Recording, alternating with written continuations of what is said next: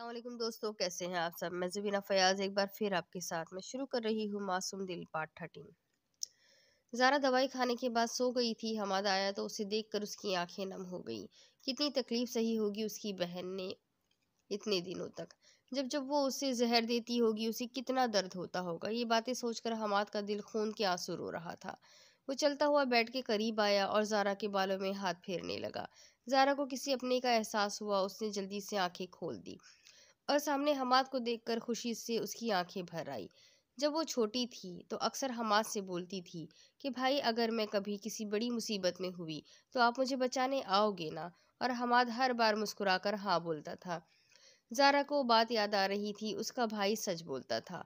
वो उठकर हमाद के गले लग गई। हमाद ने अपना हाथ उसके सर पर रख दिया।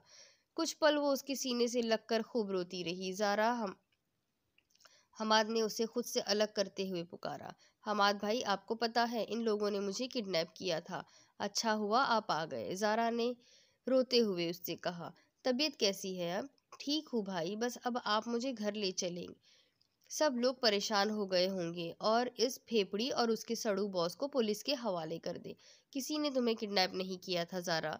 तुम इस वक्त मेरे दोस्त के घर पर हो।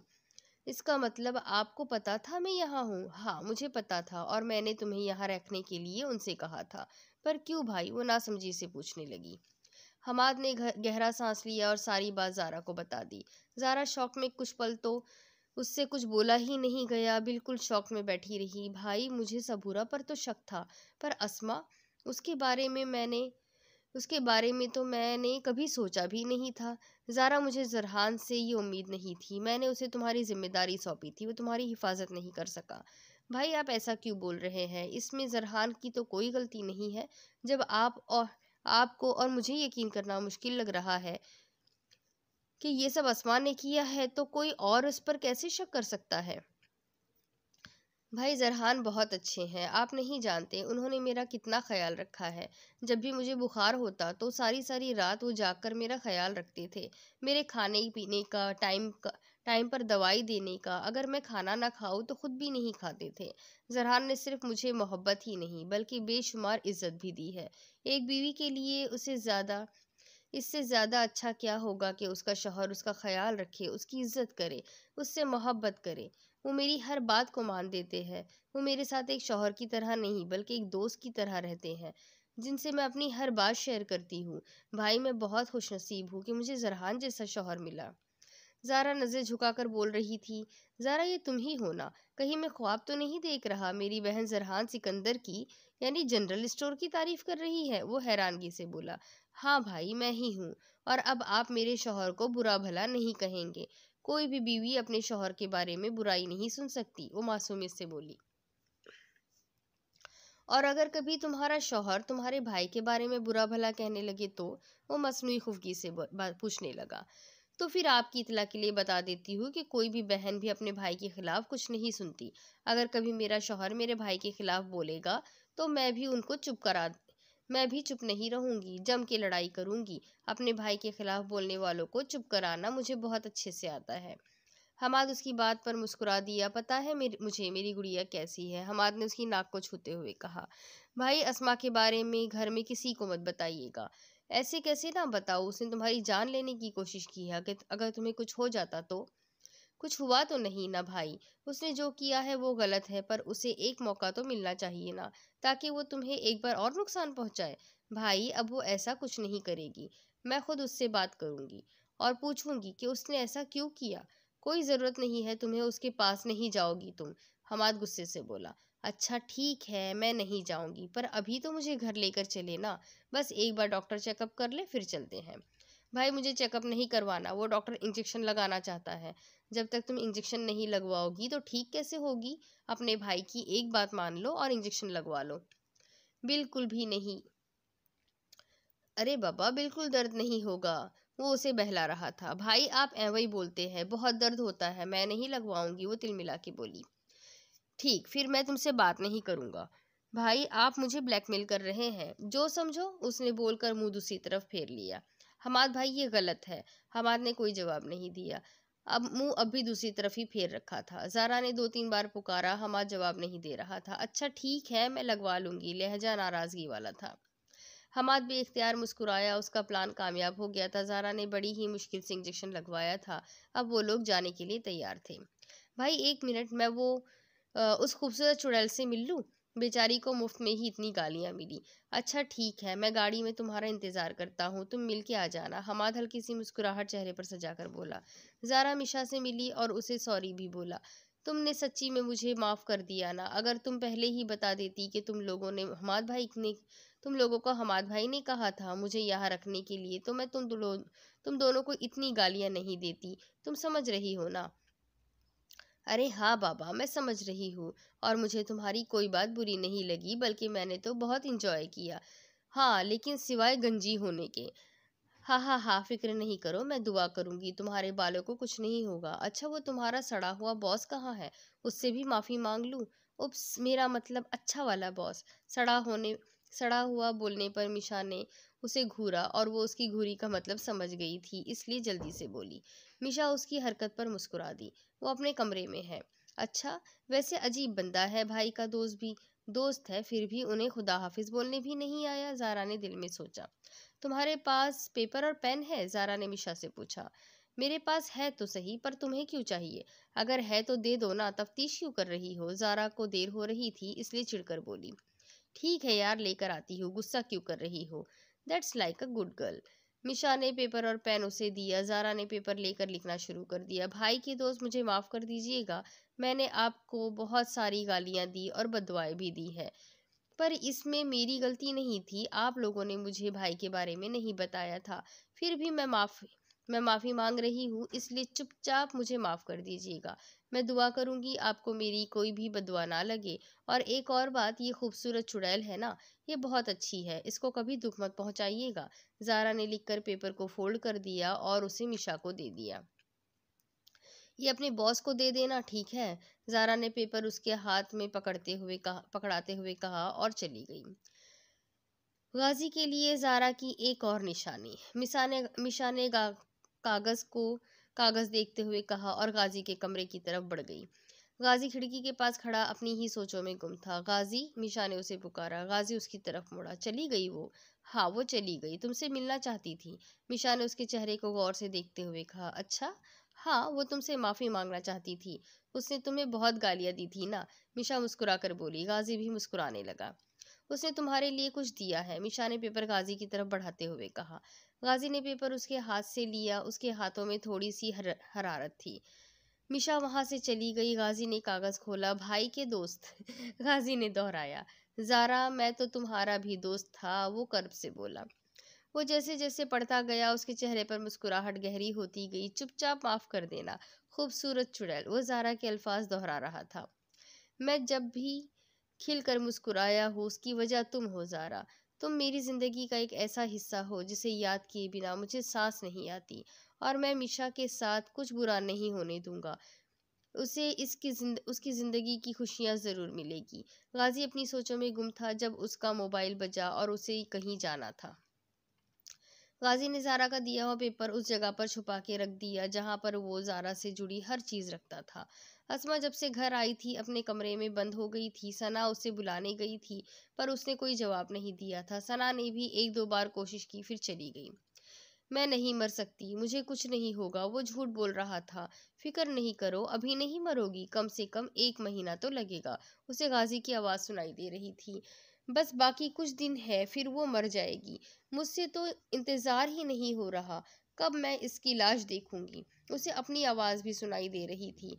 अगर उसने सबको बता दिया तो मेरा क्या होगा? अम्मा और बाबा मुझे नहीं छोड़ेंगे। जरहान तो मुझे जान से मार देगा। वो रो रही थी। उसकी हसद ने उसे इस हाल में पहुंचा दिया था। हसद करने वाले लोग कभी खुश नहीं रहते। उनके पास अल्लाह की जो नेमतें होती हैं, उन्हें वो नहीं दिखती, और सिर्फ दूसरों को देखकर जलते रहते हैं, जिससे वो खुश नहीं होते, फिर चाहे उनके पास कुछ भी हो।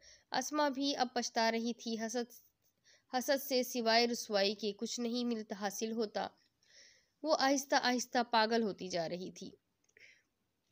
सना अपनी किताबें उठाए अपने कमरे में जा रही थी। वो नीचे देखकर चल रही थी कि अचानक वो किसी से टकराई। वो उसकी किताबें और उसकी सारी किताबें हाथ से गिर गई। उसने सर उठाकर देखा तो सामने आबिद खड़ा उसे गौर से देख रहा था।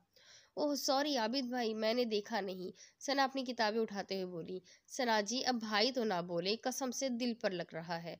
जी? सना ने हैरत से कहा। उसे आबिद की नजरें पहले ही कंफ्यूज कर रही थी और अब वो जो बोल रहा था उससे वो और भी ज्यादा कंफ्यूज हो रही थी। वो बिना कुछ बोले जा रही थी। आबिद ने उसका हाथ पकड़ लिया। सना का दिल जोर से धड़का। मेरा हाथ छोड़े, वो घबरा के बोली। आबिद उसकी हालत देखकर मुस्कुरा रहा था, पर अभी तक उसका हाथ थामा हुआ था, हाथ नहीं छोड़ा था। आबिद ने उसे एक खूबसूरत ब्रेसलेट पहनाया और उसका हाथ छोड़ दिया। सना को कुछ समझ नहीं आ रहा था। सना, इसे उतारना मत। ये मेरी तरफ से हमारे नए रिश्ते की शुरुआत है। आप क्या बोल रहे हैं? कैसा रिश्ता? आपका दिमाग तो ठीक है ना? वो गुस्से से बोली। गुस्से में भी प्यारी लगती हो, और फिक्र नहीं करो, बहुत जल्द तुम्हें पता चल जाएगा। वो मुस्कुराकर बोला और चला गया। सना अभी तक हैरान परेशान खड़ी थी। आज से पहले आबिद ने कभी उससे इस तरह कोई बात नहीं की थी। हाँ, वो कभी कभी उसे घूरता जरूर था, पर ऐसा उसने कभी नहीं किया था। आबिद अपने माँ बाप के साथ सना का रिश्ता लाया था। जरहान ने ताया से पहले ही बात कर ली थी और ताया ने रजामंदी भी दे दी थी, क्योंकि वो आबिद और उसकी फैमिली को अच्छे से जानते थे। अभी उन्हें कराची से आए हुए कुछ घंटे ही हुए थे कि आबिद वाले घर आ गए थे। सब लोग उनकी खातिर तवाज़ुन में लगे हुए थे। सना को अपने बारे में कुछ भी पता नहीं था। जाओ ये जाकर चेंज करके आओ और कोई ढंग के कपड़े पहन लो, घर में मेहमान आए हुए हैं। कोई ख्याल ही नहीं। अम्मा, उनके इन कपड़ों में क्या खराबी है? सना को सब अजीब लग रहा था। तुम जाती हो या उतारू चप्पल? तौबा है, एक तो पता नहीं क्यों ये माए हर वक्त चप्पल उतारती रहती है। जा रही हूँ, सना बोलकर चली गई। उसने अभी तक ब्रेसलेट नहीं उतारा था। पता नहीं क्यों उसका दिल नहीं चाह रहा था। आबिद के घर वालों को सना बहुत पसंद आई थी। वो तो जल्दी से मंगनी करना चाहते थे। सना के घर वालों को भी कोई ऐतराज नहीं था, इसलिए रिश्ता राजी खुशी से हो गया था। सब बहुत खुश थे और सबसे ज्यादा खुश आबिद था। उसने जिसे चाहा था वो हलाल रिश्ते से उससे मिल रही थी। लिहाजा सना अब भी परेशान बैठी थी। उसे ये सब हजम करने में टाइम लगना था। हमाद और जारा घर पहुंच गए थे। जारा ने हमाद को किसी को भी कुछ बताने के लिए मना किया था। हमाद को गुस्सा आ रहा था, पर वो जारा की बात नहीं टाल सकता था। अहमद साहब ने सीमा के रिश्ते के बारे में हमाद को कॉल करके सब बता दिया था। हमाद को भी कोई एतराज़ नहीं था, क्योंकि जफ़र घर का लड़का था। वो बचपन से उसे जानता था। इसमें ऐसी कोई बुरी आदतें तो नहीं थी जिससे वो अपनी बहन उसे देने से इनकार करता। हाँ, थोड़ा बचपना था, पर वो भी उस पर अच्छा लगता था। और ज़ारा, वो तो पहले से ही चाहती थी। उसे पता था ज़फ़र सीमा को पसंद करता है, इसलिए वो इस रिश्ते से बहुत खुश थी। घर आने के बाद उसे सना और आबिद के रिश्ते के बारे में भी पता लगा था। वो उनके लिए भी बहुत खुश थी। जरहान ने उसे पहले ही आबिद की ख्वाहिश के बारे में बता दिया था। सबसे मिलकर वो अपने कमरे में आ गई थी। कमरा वैसा ही था जैसा वो छोड़कर गई थी। जारा ने अपने मोबाइल ऑन किया, जो 2 दिन से ऑफ था। उसने 2 दिन से जरहान से बात नहीं की थी। उसे जरहान की बहुत याद आ रही थी। अगर हमाद भाई मुझे ना बचाते तो मैं बेमौत मर जाती, और मरने से पहले मैं अपने जनरल स्टोर को देख भी ना पाती। वो अपने मोबाइल से अपनी और जरहान की पिक देखते हुए सोच रही थी। वो भी पिक देखने में मगन ही थी कि उसका फ़ोन बज उठा। जरहान की कॉल आ रही थी। उसके होठों पर बेइख्तियार मुस्कुराहट आ गई। उसने जल्दी से कॉल पिक कर ली। ज़ारा, क्या मसला है? 2 दिन से मुसलसल कॉल कर रहा हूँ, पर तुम हो के मोबाइल ही ऑफ करके रख दिया है। कुछ मेरा ख्याल भी है कि नहीं? तुम्हें मेरी याद नहीं आती? कोई बात नहीं, नहीं, पर मुझे तो आती है ना। ज़ारा के कॉल उठाते ही जरहान नॉन स्टॉप शुरू हो गया। ज़ारा को उसके अंदाज पर हंसी आ गई। अब कुछ बोलो भी, या फिर खामोशी का रोज़ा रखा हुआ है? आप बोलने देंगे तभी तो बोलूंगी ना। लड़कियों से भी ज़्यादा तेज़ जबान चलती है आपकी। अच्छा, कैसी हो तुम? मैं बहुत प्यारी हूँ। आप कैसे हैं? तुम्हारे बगैर कैसा हो सकता हूँ? बड़े ही खुश होंगे, और क्या। ज़ारा, अपना नहीं मेरा बताओ। मैं आपका ही बता रही हूँ। अच्छा, तो इसका मतलब नहीं तुम्हें मेरी बहुत याद आ रही है, और तुम्हें रात को नींद भी नहीं आती होगी। आखिर मेरे सीने को अपना तकिया समझकर जो सो जाती हो। लहजा शरारती था। ज़ारा को वाकई में ठीक से नींद नहीं आती थी। खुशफहमियाँ तो चेक करो बंदे की, वो मानी खजी से बोली। खुशफहमी तो नहीं है बेगम साहिबा, अब मान भी जाइए, मेरी याद की फराग में चल रही हैं आप।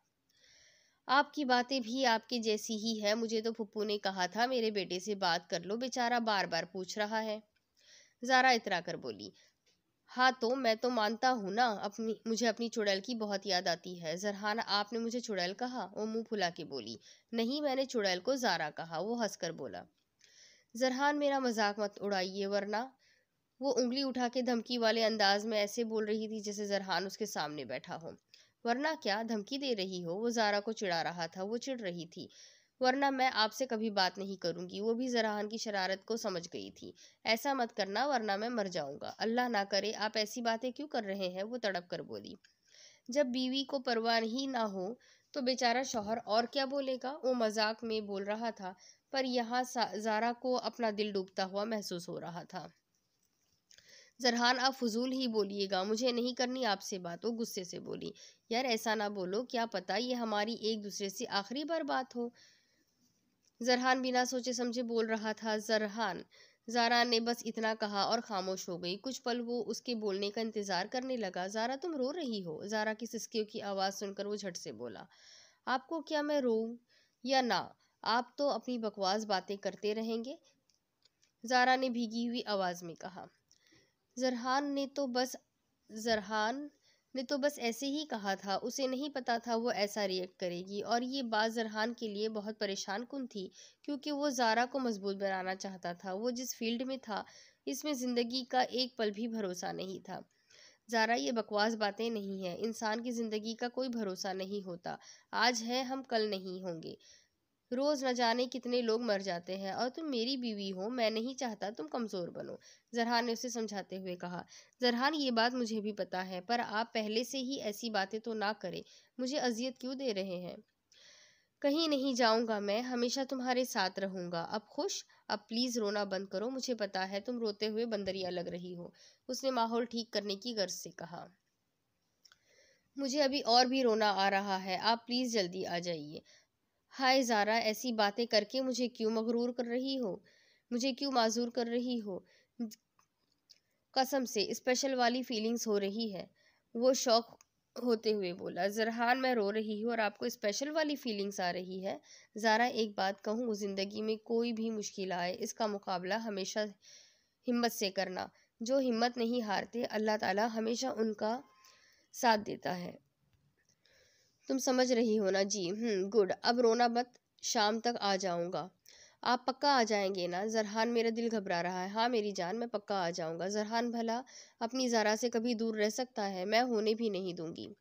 अच्छा, अब खुदा हाफिज, अपना ख्याल रखिए। आप भी। ज़ारा, एक बात कहूँ, ये तुम ही हो ना? एक्चुअली तुम्हारा इतना प्यार और फिक्र मुझसे हजम नहीं हो रही। वो शरारत से बोला। जरहान, आप एक नंबर की जनरल स्टोर है। ज़ारा गुस्से से चिढ़कर बोली। जरहान कह कहा लगाकर हंस पड़ा। ज़ारा भी हंसती। अब इसके आगे की स्टोरी मैं आपको अगली किस्त में सुनाती हूँ। आगे क्या होगा, मेरे साथ बने रहिए। चैनल को सब्सक्राइब कर लीजिए, बेल आइकन को ज़रूर दबा दीजिए। अगली किस्त में फिर मिलेंगे। अल्लाह।